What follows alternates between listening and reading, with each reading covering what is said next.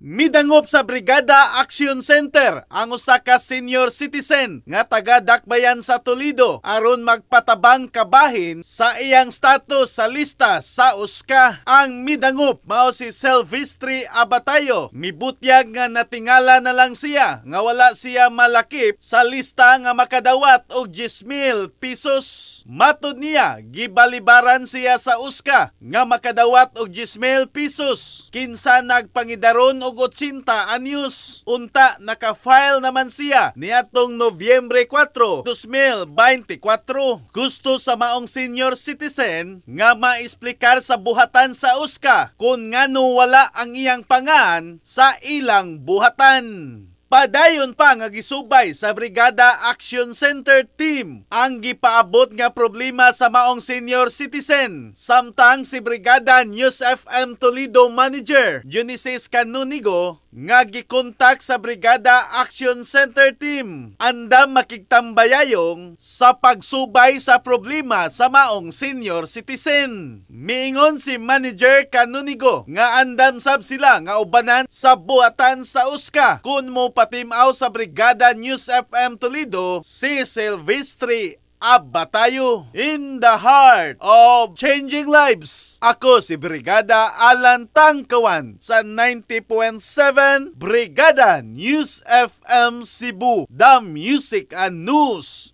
Authority.